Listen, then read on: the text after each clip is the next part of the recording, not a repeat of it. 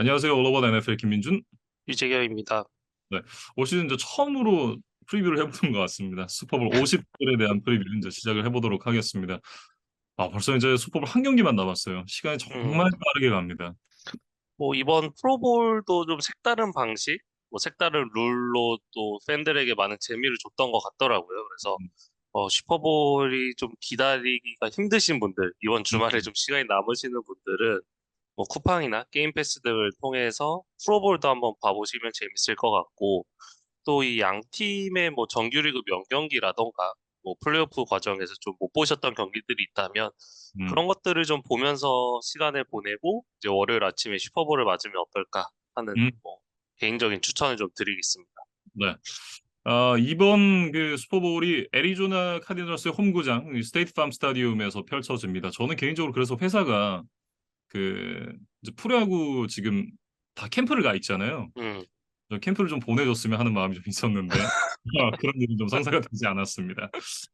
최근 2년 동안 이제 그 슈퍼볼 개최지를 연고로 한 팀이 이제 슈퍼볼을 진출을 했고 결국 이제 또 우승을 차지해내는 그런 일들이 있었기 때문에 올해는 애리조나가 좀 좋은 일을 내려나라고 이제 좀 생각을 생각보다 좀 기대였죠. 네, 기대를 좀 했었는데 애리조나는 이제 그 플레이오프 근처에도 못 가고 이렇게 탈락하는 또 그런 아쉬운 시즌을 좀 보냈던 것 같습니다.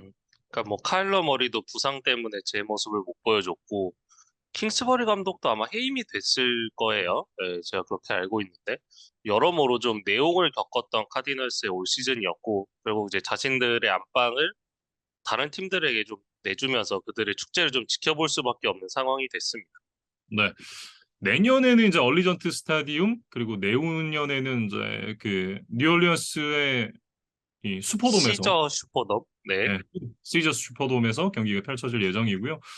올해는 이제 그 팍스가 중계를 합니다. 케빈 버카츠, 그레그 올슨, 그리고 에린 앤드루스, 톰 리날디 리포터, 그리고 마레크 페레이라 이제 그 룰 전문가가 이제 이번 그 슈퍼볼을 함께 하게 되는데 케빈 버카트도 그레고 올슨도 이제 처음으로 슈퍼볼을 중계를 하게 되는 그런 경기가 되겠습니다. 아마 두 사람에도 굉장히 좀 특별한 경기가 되지 않을까라는 생각이 드는데 특히나 케빈 버카트 같은 경우에는 이제 이 삭스의 넘버원 캐스터가 올해부터 됐고 그레고 올슨은 아마 이제 넘버원 그 커멘테이터 역할이 글쎄요 탐 브레이디가 오면 이 순위로 좀 밀리지 않을까라는 음, 개인적인 생각을 하고 있는데 그렇기 때문에 그레고 올슨에게는 어쩌면 처음이자 마지막 슈퍼볼 중계일 수도 있어요.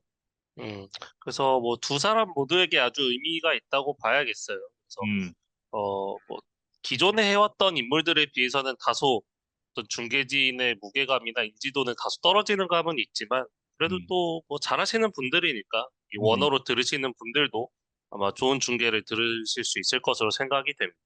제가 알기로 이제 케빈 버카트 선생님께서 이제 한 30년 정도 음, 짬이 되시는 걸로 알고 있는데 사실 뭐 워낙 잘하시는 분이고 그리고 또 좋아하시는 분들은 굉장히 좀 많이도 좋아하시더라고요. 그래서 중계 퀄리티나 이런 부분은 뭐 그닥 걱정 안 해도 되지 않을까 음, 네. 그런 생각이 좀 듭니다. 광고 얘기를 좀 해볼까요? 지난 시즌에 이제 광고비 좀 많이 올랐습니다. 30초당 광고 단가가 작년에 650만 달러에서 한 700만 달러 정도가 됐었는데 올해는 이제 700만 달러를 고정으로 이렇게 좀 가져갔더라고요. 그리고 지금 또 환율이 꽤 높기 때문에 음, 우리나라 돈으로 하면 88억 5천만 원 정도가 돼요. 그래서 이거를 이제 1초로 나눠보면 2억 9천만 원. 그러니까 음, 사실상 3억에 가까운 어, 돈이 됩니다. 그래서 네. 제가 지금 3억이 있나 싶은데 이게 뭐 기업들에게는 또 1초에 쓸 수 있는 돈이기도 하구나라는 생각이 또 들었습니다. 예. 이게 저의 1년이 슈퍼볼에 1초가 안 된다고 생각하니까 조금 이제 현타가 오는데 작년에 이어서 올해는 또 올랐다. 뭐 이렇게 좀 간단하게 설명을 드릴 수가 있을 것 같고 올해 국내 기업으로는 유일하게 이제 그 기아 자동차가 참여를 했다 그래요. 음, 그래서 이제 SUV 모델인 텔루라이드라는 차종을 소재로 해서 뭐 음, 일본 분량의 광고를 내보낸다고 하는데 저도 그 광고를 이제 뭐 SNS를 통해서 좀 미리 봤어요. 그랬더니 뭐 아버지가 그 아이에게 뭔가 젖병을 가져다 주는데 음, 그 젖병이라고 해야 되나? 슛을 무는 그 꼭지를 가져다 주는데, 아, 네, 쪽쪽이. 그게 이제 굉장히 스펙타클하게 뭔가 막 무슨 액션 영화처럼 막 헬기 날아다니고 막 음, 추격신 나오고 난리가 납니다. 그래서 뭐 나름 이제 재밌는 스토리 내용이 있고 그 락키에 나왔던 음악을 썼던 것으로 기억이 돼요. 그래서 음, 뭔가 뭐 잘 만들었다는 생각이 들었습니다. 그래서 또 관심 있으신 분들은 한번 보시면 좋을 것 같고 다른 브랜드들의 광고도 뭐 이렇게 미리 좀 만나볼 수가 있더라고요. 그래서 뭐 그론코스티나 존 시나 같은 스포츠 스타들이 참여한 다른 기업의 광고들도 있고 음, 이전보다는 이제 조금 뭐 가상화폐나 이런 기업들은 좀 사라지고 음, 다시 뭐 과자라든가 맥주라든가 뭔가 그런 소비재 뭐 기업들의 광고들이 다시 좀 눈에 띄더라고요. 네, 음. 그래서 뭐 슈퍼볼 광고를 보면 어떻게 보면 이제 약간 또 포스트 코로나 시대로 돌아오기는 했구나, 네, 라는 걸 좀 체감할 수 있었던 뭐 시간이었습니다. 네. 어쨌든 올해는 얼마나 또 신박한 광고들이 많이 나올지 음, 벌써부터 좀 기대가 되는 것 같고 올해 하프타임 쇼는 이제 리한나가 이제 오랜만에 또 팬들을 만나는 무대가 될 것 같습니다. 사실 음, 지난 시즌의 무대가 저는 아직까지도 굉장히 좀 어, 여운이 계속 남아서 또 한 번씩 음, 아직도 돌려보거든요. 그 네. 힙합 형들의 멋진 스웩이 있었죠. 네. 네. 네, 그래서 이제 올해 무대도 상당히 좀 기대가 되는데 뭐 리아나는 사실은 말이 설명이 필요 없는 그런 이제 그 아티스트죠. 예, 리아나가 처음 데뷔를 했을 때가 저 대학 다닐 때인가 그랬던 것 같은데 뭐 그때부터 워낙 대스타였기 때문에 뭐 굳이 리아나에 대한 설명을 좀 안 드려도 되지 않나 그런 생각이 좀 들고 마지막으로 무대로 올랐을 때가 그 2018년에 그래미 어워즈였다고 하더라고요. 그 이후로 이제 무대에 오르지 않았었는데 거의 한 5년 만에 복귀 무대를 또 슈퍼볼 하프타임 쇼에서 한다는 게 굉장히 좀 반가운 소식인 것 같습니다. 음, 사실 최근에는 이제 패션 사업가로서의 모습을 더 많이 보여줬던 것이 리안나였어요. 그러면서 뭐 젊은 여성 억만장자라는 뭐 이야기도 들을 정도로 어마어마하게 돈을 많이 벌고 있는 인물이기도 한데, 오랜만에 좀 무대에 서는 게 그립지 않았을까? 음, 그리고 이런 리안나 같은 대스타를 무대로 다시 세우기 위해서는 이런 슈퍼볼 하프타임 쇼만한 무게감 있는 무대가 또 몇 개 없다. 이런 생각이 또 듭니다. 네. 굉장히 좀 화려한 그 컴백 무대를 한번 기대를 해보겠습니다. 어떤 노래를 부를지도 굉장히 궁금해요, 벌써부터. 음, 그러니까 뭐 최근에는 뭐 다이아몬드나 뭐 이런 노래들이 좀 인기를 얻었던 것으로 제가 알고 있는데 민준 아나운서가 뭐 생각하는 리아나의 대표곡이라든가 뭐 자신만의 원픽 이런 노래가 있을까요? 제가 그 SNS였는지 유튜브를 통해서 봤었을 때 그때 이글스 선수들이 훈련하는 데서 이제 리안나 노래 중에 가장 좋아하는 노래 뭐냐라고 얘기를 했을 때 대부분의 선수들이 이제 엄브렐라를 뽑더라고요. 음, 네. 엄브렐라도 굉장히 좀 뭐 많이들 아실 만한 노래인 것 같고 저는 개인적으로는 그 예전에 그 니오라는 가수가 있었는데 그 니오와 콜라보레이션 했던 Hate That I Love You를 굉장히 좋아했었습니다. 아직도 제 플레이리스트에 들어 있어요. 네. 그래서 이번 주말에 리안나의 좀 주요 대표곡들을 들으면서 한번 시간을 보내는 것도 좋은 시간이 되지 않을까 싶고, 음, 참고로 이제 최근 10년 동안 계속 이제 펩시콜라가 슈퍼볼 하프타임 쇼의 이제 메인 스폰서였어요. 그런데 이제 작년이 마지막이었죠. 네, 올해부터 이제 애플 뮤직이 그 자리를 대체할 예정입니다. 그래서 음, 애플 뮤직을 통해서 지금 뭐 리안나의 티저 영상 이런 것도 올라가 있던데 어, 어쨌든 더 음악 사업에 뭐 기반을 둔 회사니까 글쎄요, 뭐 이런 뮤지션과 또 어떤 콜라보레이션을 할 수 있을지, 어떤 시너지를 낼 수 있을지도 한번 좀 지켜보겠습니다. 네. 그리고 올해는 이제 칼 셰퍼스 씨가 또 슈퍼볼 주심을 맡게 되었습니다. 이분이 이제 뭐 많이들 아실 만한 이 더 컴백 슈퍼볼 음, 51의 주심을 맡았던 분이었고 그리고 이제 그 슈퍼볼 55, 그 브레이디와 마홈스의 슈퍼볼에서의 맞대결. 그때 당시에 이제 브레디의 일곱 번째 슈퍼볼 우승이었죠. 그때 당시에 또 주심을 받던 분인데 좀 2년 만에 다시 이제 슈퍼볼 주심을 맡게 됐습니다. 그러니까 최근 7년간 세 번의 지금 슈퍼볼 주심을 맡게 되는 거예요. 그러니까 음, 뭐 NFL의 심판이 굉장히 많은데 이런 큰 무대 경험을 계속해서 이 칼 셰퍼스에게 제공을 한다는 거는 리그 사무국 차원에서도 어떻게 보면 가장 믿는 카드가 아닌가라는 생각이 들어요. 네, 그래서 좀 원활한 경기 진행을 바라보겠습니다. 네. 칼시퍼스의 이름이 또 얘기가 안 나오는 게 가장 좋은 결말이겠죠. 저희가 이제 프리뷰 때는 얘기하고 리뷰 음, 때는 얘기 안 하는 걸로 네, 그렇게 되기를 좀 바라겠습니다. 네. 본격적으로 이제 경기 얘기를 좀 해보도록 하겠습니다. 여러 가지 좀 관전 포인트가 있어요. 일단 어, 양대 컨퍼런스 1번 시드 간의 맞대결이고 양 팀이 모두 이제 정규 시즌을 14승 3패로 마무리를 했습니다. 이게 제가 찾아보니까 마지막 1번 시드 간의 맞대결이 슈퍼볼 52. 이글스가 음, 슈퍼볼 우승했을 때가 마지막이더라고요. 그 전이 이제 슈퍼볼 50이었고 최근 몇 년 동안 의외로 이제 1번 시드 간의 맞대결은 좀 성사가 되지 않았었는데 오랜만에 이제 1번 시드 간의 맞대결이 성사가 됐습니다. 사실 근데 이 양 팀이 14승 3패로 정규 시즌에 같은 성적을 기록했다라고 말씀을 드렸지만 플레이오프에 올라와서는 양 팀의 양상은 좀 달랐습니다. 음, 이글스 같은 경우에는 이제 자이언츠를 상대로 38대 7, 그리고 나이너스 상대 31대 7의 승리를 거두면서 이제 좀 순조롭게 슈퍼볼까지 올라왔던 반면에 캔자스시티 칩스 같은 경우에는 제규어스 상대로 27대 20 원포지션 게임, 벵갈 상대 23대 20, 필드골 하나 차이로 이제 굉장히 어렵게 슈퍼볼까지 올라왔거든요. 그러니까 플레이오프에 진출해서 양 팀이 이제 치렀던 경기 내용은 상당히 좀 양상이 달랐었기 때문에 슈퍼볼에서는 양 팀이 또 어떤 맞대결을 펼칠지가 굉장히 좀 궁금하기도 합니다. 음. 그 부분에 대해서는 뭐 두 가지 의견이 있을 수 있죠. 그러니까 이글스는 계속해서 넉넉한 승리를 거둬왔기 때문에 어떤 선수단이 회복할 수 있는 시간들이 조금 더 있지 않았겠냐. 그리고 조금 에너지를 아끼면서 다음 경기 그리고 슈퍼볼을 준비할 수 있지 않겠느냐라고 이제 볼 수도 있지만 어떻게 보면 조금 이제 텐션이 떨어질 수도 있거든요. 음, 이거 플레이오프인데 왜 이렇게 쉽지? 그리고 또 한 주 더 쉬었고 음, 뭔가 이런 것들이 이제 경기 초반에 뭔가 텐션을 확 끌어올리는데 약간 방해가 될지도 모르겠다는 생각은 들어요. 네, 그래서 어느 쪽의 모멘텀이 더 굴러가게 될지는 경기를 좀 지켜봐야 될 것 같습니다. 네. 그리고 또 많은 관심을 모으고 있는 포인트 중에 하나가 켈시 형제 간의 맞대결입니다. 이글스의 주전 센터 제이슨 켈시 그리고 제이슨 켈시의 두 살 동생 칩스의 주전 타이트엔드 트래비스 켈시가 이제 상대 팀으로 맞대결을 펼치게 됩니다. 두 선수 모두 이제 슈퍼볼 반지를 하나씩 갖고 있는 그런 이제 굉장히 좋은 커리어를 만들어내고 있는 선수들이고 역사상 최초로 슈퍼볼에서 형제 맞대결이 됐다고 해요.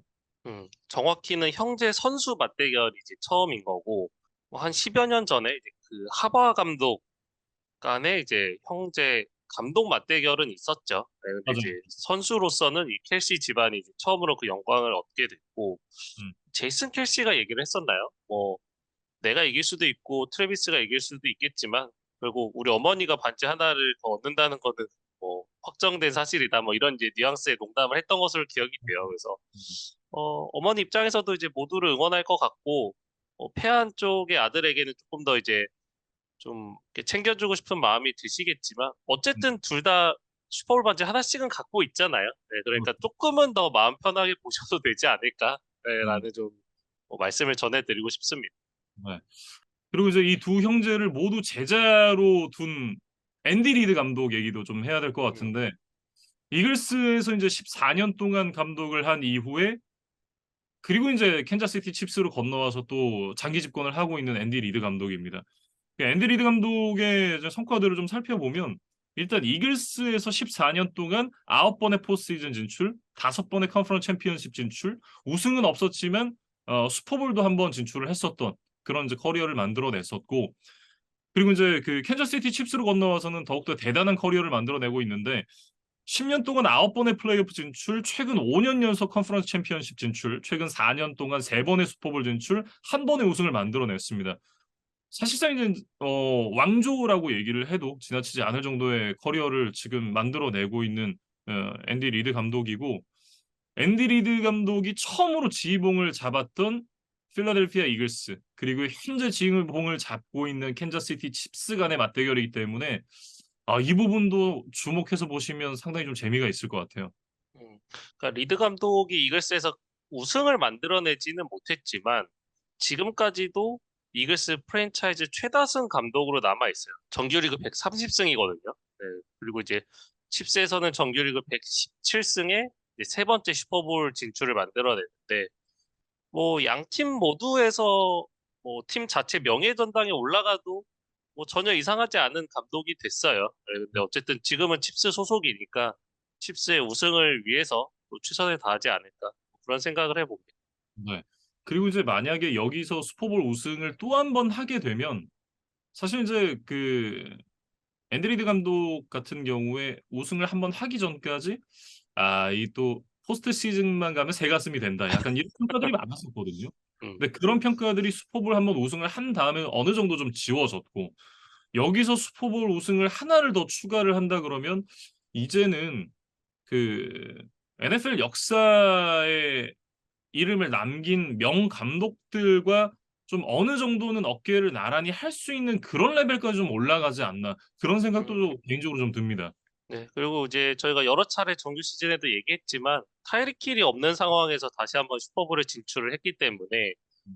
뭐 그냥 마음스 버스를 탄 거 아니냐라고 얘기는 못 할 거예요. 네, 그래서 음. 분명히 칩스를 다시 한번 이 자리까지 오게 한 데는 앤디 리드 감독의 공헌이 상당했다는 생각입니다.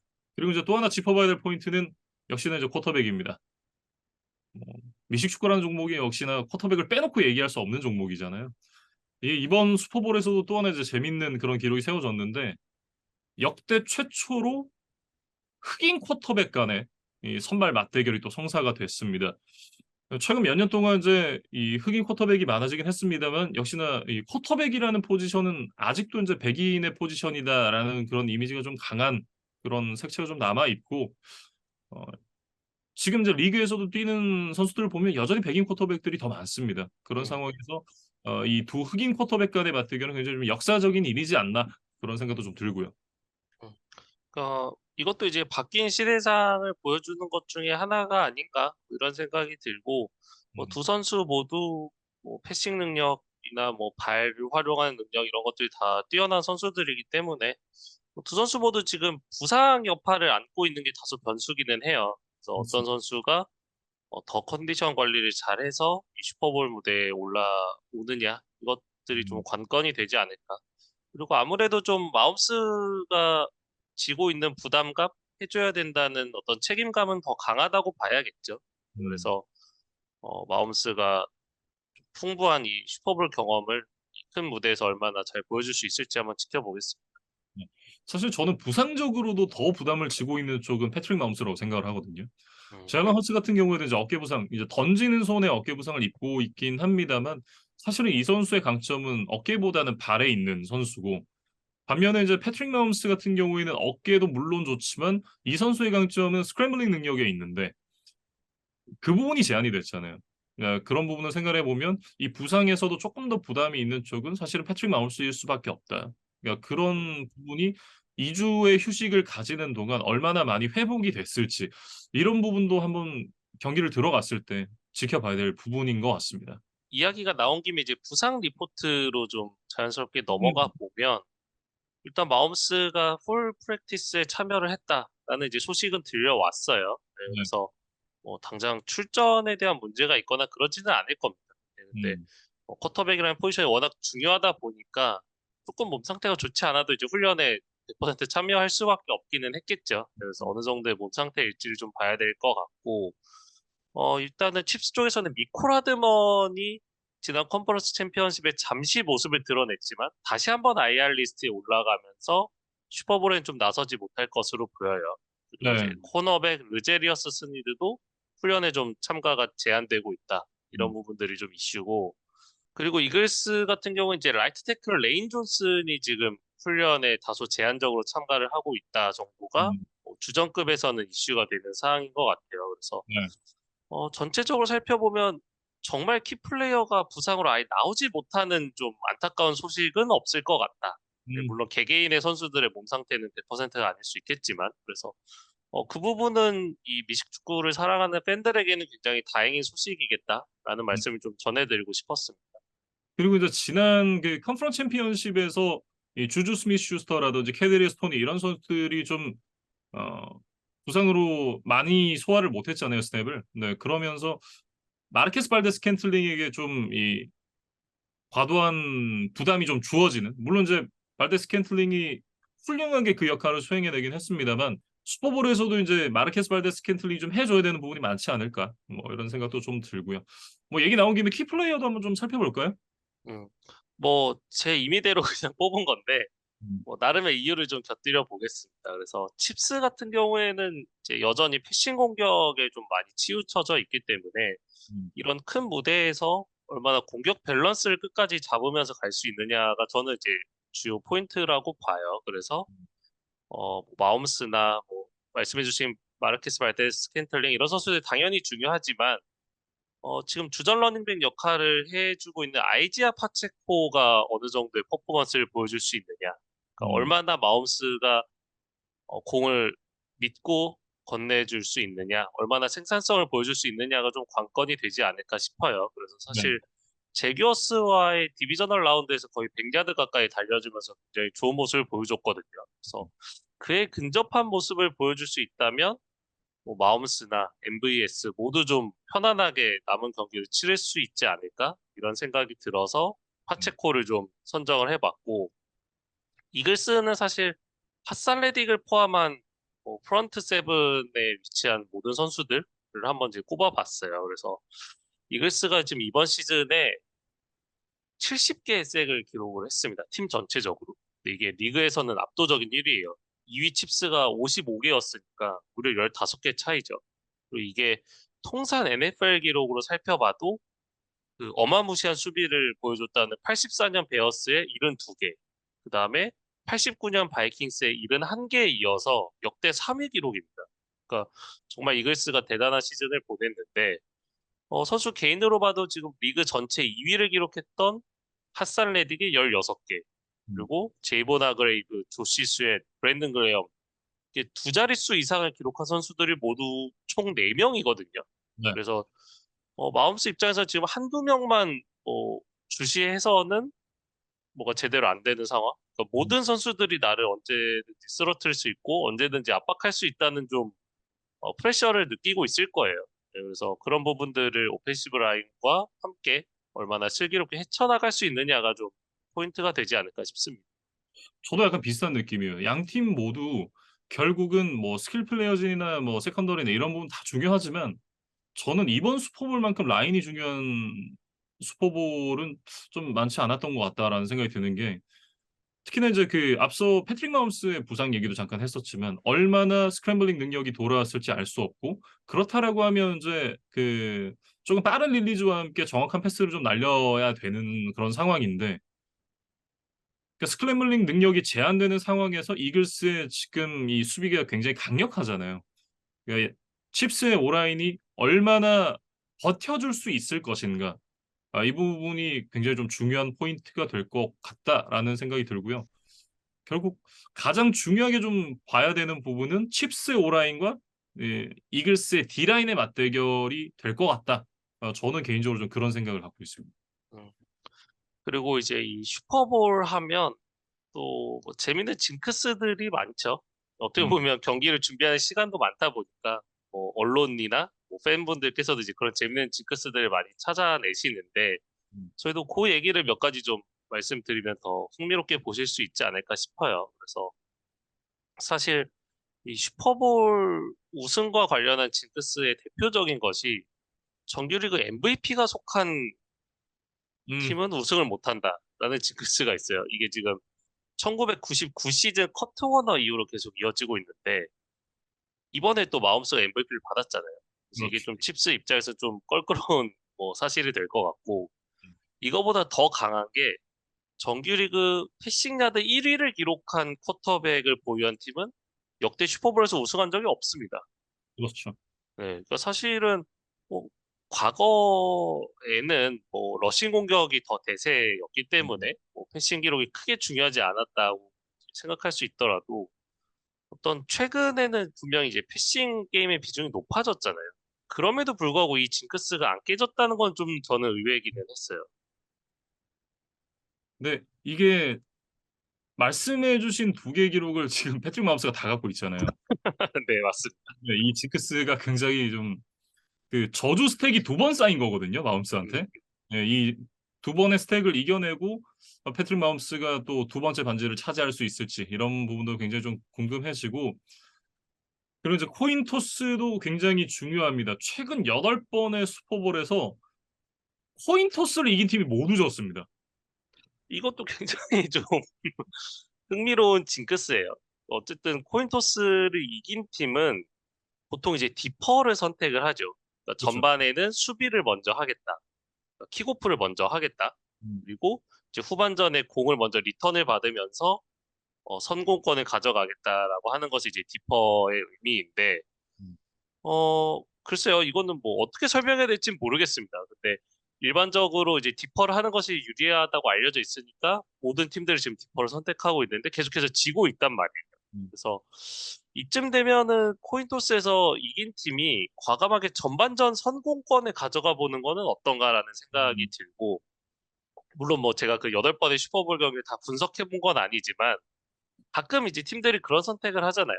그러니까 이런 큰 경기, 뭐 연패에 빠져 있는 중요한 경기에서 일단 선공권을 가지면서 일단 앞서 나가는 게 중요하다라는 거를 음, 또 그런 기세 싸움을 가져가겠다는 의도를 또 내비치는 팀들이 가끔 있어요. 그리고 이제 그게 좋은 결과로 이어지기도 하는데 그게 이런 슈퍼볼 같은 큰 경기, 부담이 많은 경기에서는 오히려 그런 것이 좋은 게 아닌가라는 생각이 들기도 합니다. 네. 음. 그래서 이번에 뭐 이제 원정팀 자격이 칩스니까 칩스가 먼저 그 동전의 방향을 고르고 어떤 팀이 이길지는 모르겠어요. 근데 이긴 팀이 어떤 결정을 하는지를 지켜보는 것부터가 예, 음. 슈퍼볼의 좀 관전 포인트, 재미 포인트가 아닐까 싶습니다. 네. 저는 그 생각도 좀 드는데요. 이쯤 되면 그 코인 토스를 이기고 디퍼를 하는 게 사실은 안 유리했던 거 아닌가. 그럴 수 있죠. 네. 예, 그런 생각도 좀 드는데 어쨌든 이 재미난 징크스들이 또 실제 경기가 끝나고 또 봤을 때 어떤 부분으로 이어질지도 굉장히 좀 벌써부터 궁금해지네요. 네. 그리고 이제 마지막으로 도박사 예측을 좀 살펴보면 이글스의 1.5점 정도의 우세를 예측을 하고 있더라고요. 그래서 뭐 전체적인 쿼터백 역량에서야 당연히 마홈스에게 조금 더 높은 점수를 줄 수밖에 없겠지만 나머지 어떤 선수단의 역량이나 클래스, 음, 그다음에 특히 이 트렌치의 힘에서 이글스가 좀 더 앞서 있다는 평가가 대세이기 때문에 그런 부분들에 있어서 이글스의 손을 조금 더 들어준 게 아닌가 싶어요. 쿼터백의 역량은 사실 좀 비교하는 것 자체가 좀 마음속에게 미안하다고 저는 개인적으로 좀 생각을 하고 물론 이제 제일런 허츠 선수도 좋은 선수지만 어, 뭐 마음스에게 갖다 대기에는 아직 좀 보여줘야 될 것들이 많다라는 생각이거든요. 그런데 이제 올 시즌 이글스가 강력했던 트렌치의 힘을 바탕으로 좋은 성적을 냈기 때문에 사실 그 저희가 몇 년 동안 계속해서 얘기를 하지만 이게 트렌치가 진짜 근본이잖아요. 네, 근본이 더 앞서기 때문에 도박사들도 이런 예측을 좀 내놓지 않았나. 저도 그렇게 생각이 좀 드네요. 그래서 저도 뭐 개인적인 예측을 해보면 이글스가 조금 더 유리하지 않을까 싶어요. 네, 이글스가 지금 수비만 강력한 게 아니라 러싱 공격이 또 강력하다 보니까 음, 경기 초반에 앞서 나갈 수만 있다면 러싱으로 또 시간을 태우면서 마홈스에게 기회 자체를 주지 않는 것을 아주 잘 해낼 수 있는 팀이 지금 이글스의 구성이라고 보이거든요. 네, 네. 그래서 이글스 입장에서는 4쿼터에 돌입했을 때 그래도 한 투 포제션 정도의 리드를 가져갈 수 있다면 어떤 뭐 막판에 마음수 매직 이런 거에 당하지 않고 그래도 승리를 지켜갈 수 있지 않겠느냐라는 생각을 해보고 칩스가 어떻게든 비비면서 이제 4쿼터 막판 혹은 연장으로 간다면 네, 마음스 매직을 좀 기대를 해볼 수 있겠죠. 네, 여기까지 저희가 이제 그 슈퍼볼 전에 좀 짚어봐야 될 포인트들에 대해서 좀 살펴봤는데요. 이제 3일 남았습니다. 저희가 이제 금요일 오전에 이 영상을 촬영을 하고 있는데, 이 3일 동안의 시간이 참 안 갈 것 같다는 생각이 좀 강하게 드네요.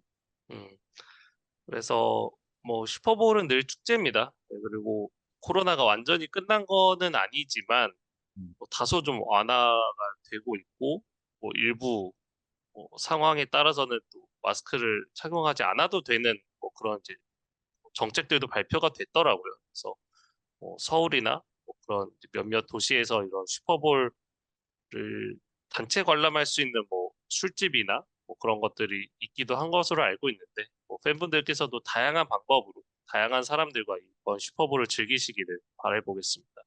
유재근 PD는 어떻게 보실 건가요? 뭐 저는 결국 그냥 게임 패스로 보지 않을까 싶습니다. 저도 아마 마찬가지일 것 같습니다. 네, 저희가 준비한 부분들은 여기까지고요. 슈퍼볼이 끝난 이후에 저희가 또 리뷰로 다시 돌아오도록 하겠습니다.